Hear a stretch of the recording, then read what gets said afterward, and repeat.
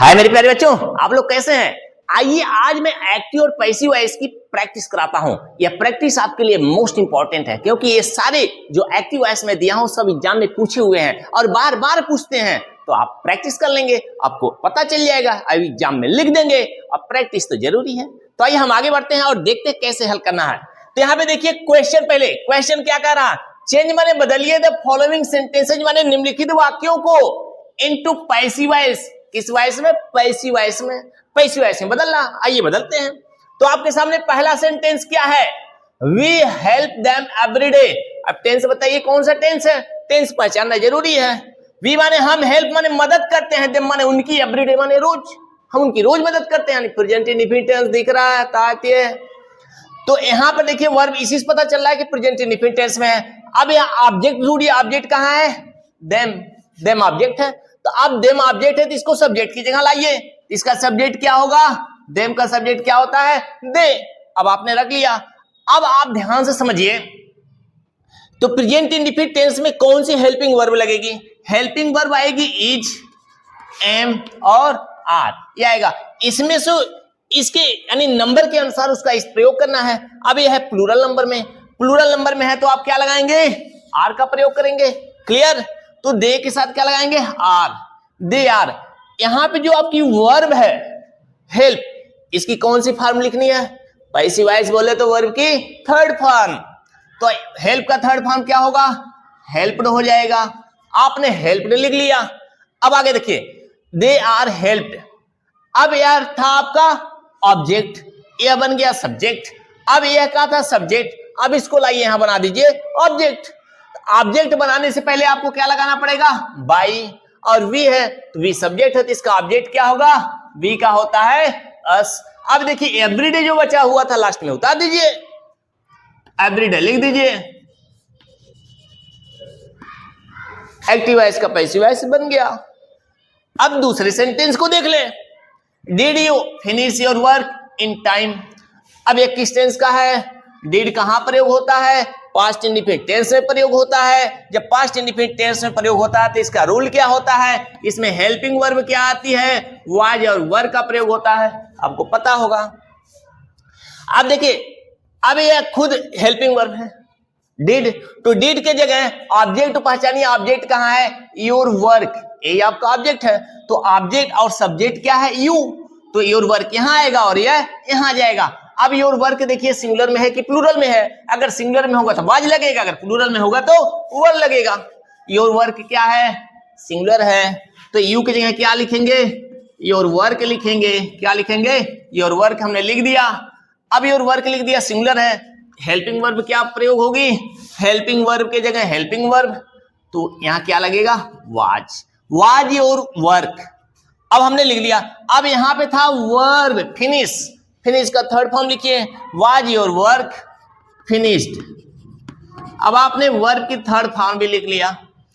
अब यह था ऑब्जेक्ट, सब्जेक्ट यहां पे आ चुका है। अब यहां पे था यू, यू को यहां लगाइए, यहां पे लाएंगे तो क्या लिखेंगे? यू का ऑब्जेक्ट क्या होगा? यू का ऑब्जेक्ट यू ही होता है। Was your work finished by you. अब यहां पे देखिए इन टाइम बचा हुआ था, इन टाइम को वैसे उतार दीजिए। इन टाइम आपने उतार दिया। अब देखिए यहां क्वेश्चन मार्क है, क्वेश्चन मार्क उसको भी उतार दीजिए वैसे ही। ये भी पैसिव वॉइस में आपका चेंज हो गया। समझ के चलना होगा। अब इस सेंटेंस को देखिए, we should admire the freedom fighters. ये सेंटेंस बार बार एग्जाम में आता है, तो आइए इसको हल कर लेते हैं। अब यहां पे देखिए ऑब्जेक्ट, ऑब्जेक्ट क्या है?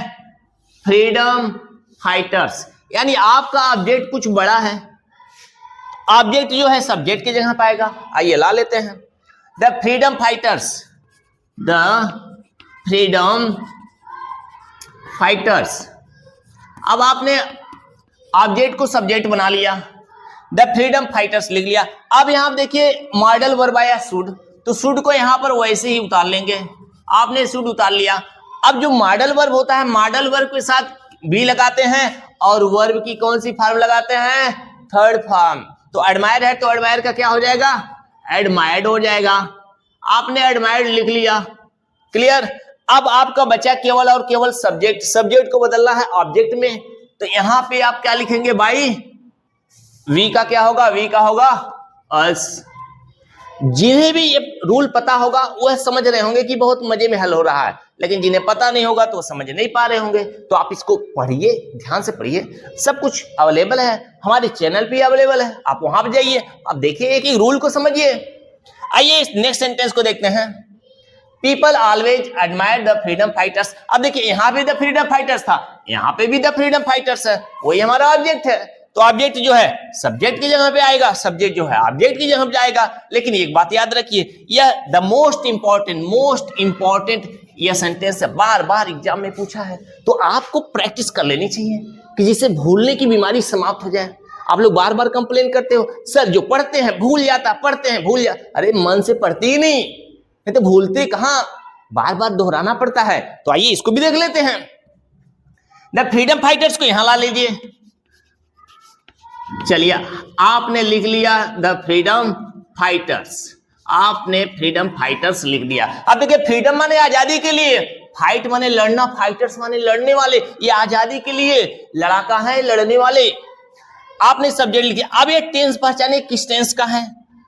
People always admire the freedom fighters, always admire यानी सदैव प्रशंसा करते हैं, यानी प्रेजेंट इंडेफिनिट टेंस है। तो एडमायर जो है वर्ब है, उसकी कौन सी फॉर्म लिखनी होगी, थर्ड फॉर्म लिखनी होगी। कब, सहायक क्रिया लगाने के बाद। द फ्रीडम फाइटर्स आर, क्योंकि बहुवचन में है इसलिए आर लगाएंगे। अब ऑलवेज जो है, ऑलवेज को यहीं पे हम क्या करेंगे, वैसे जैसे है उतार देते हैं। The freedom fighters are always admire, जो वर्ब है इसकी थर्ड फॉर्म लिखनी है। क्या लिखनी है, थर्ड फॉर्म, एडमायर्ड। आपने एडमायर्ड भी लिख लिया, क्लियर। आप चाहे तो इतना ही छोड़ दीजिए, वाक्य सही हो जाएगा। और चाहे तो यहां पे जो पीपल लिखा हुआ है, बाय पीपल आप लिख दीजिए, कोई बात नहीं है। अगर नहीं भी लिखेंगे तो भी सही है, ये बात याद रखिए। The freedom fighters are always admired by the people, क्योंकि स्वतंत्रता सेनानी है, हमारे देश के लिए तो बहुमूल्य है, कीमती है। लास्ट सेंटेंस अब देखते हैं कैसे हल करते हैं आप। He wrote an application to his class teacher for leave.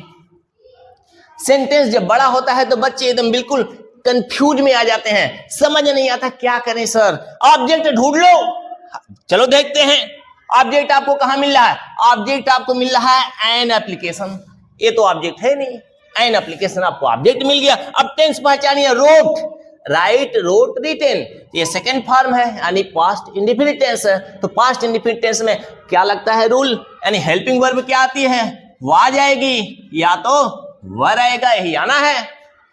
अब एन एप्लीकेशन को आप बाहर ला लीजिए। चलिए आपने एन एप्लीकेशन लिख लिया। जब आपने एन एप्लीकेशन लिख लिया तो हेल्पिंग वर्ब लाइए। एन एप्लीकेशन एक वचन के साथ क्या लगेगा, वाज लगेगा, एन एप्लीकेशन वाज। अब यहाँ पे जो रोट सेकेंड फॉर्म है, इसकी थर्ड फॉर्म लिखनी है, तो राइट, रोट, रिटेन। तो थर्ड फॉर्म क्या होगी, रिटेन होगी। आपने रिटेन भी लिख लिया, एन एप्लीकेशन वाज रिटेन। अब ध्यान से लिखिए, अब यह था आपका सब्जेक्ट, सब्जेक्ट को ला लीजिए ऑब्जेक्ट की जगह, क्योंकि एन एप्लीकेशन आपने बाहर लाया था, अब इसको उसकी जगह पर लाइए बाई। अब यहाँ पे ही है तो ही का ऑब्जेक्ट क्या होता है, ही का ऑब्जेक्ट होता है हिम। बाकी जो बचा इसमें सेंटेंस में यहां से लेकर के यहां तक उसको उतार दीजिए। An application was written by him to his class teacher for leave. इस तरह से मेरे प्यारे बच्चों, आपने इस सेंटेंस को भी आपने एलटी से पैसिव वॉइस में बदल लिया। अब बोलिए कहीं प्रॉब्लम, प्रॉब्लम कहीं नहीं है, प्रॉब्लम सिर्फ एक जगह है, आप ध्यान से पढ़ते नहीं हो। अगर मन से पढ़ते तो छोटी छोटी चीजें आपको याद रहती, बड़े बच्चे भी नहीं पढ़ते हैं। इसलिए मेरे प्यारे बच्चों, मैं कहूंगा आप लोग पढ़िए, बिना पढ़े काम चलने वाला नहीं है। जीवन में तरक्की करना है तो पढ़ना जरूरी है। इस तरह से मेरे प्यारे बच्चों, छोटी सी क्लास, प्यारी सी क्लास समाप्त होती है। फिर मिलते हैं आपसे नेक्स्ट वीडियो में। आप पढ़ते रहिए, आगे बढ़ते रहिए। धन्यवाद।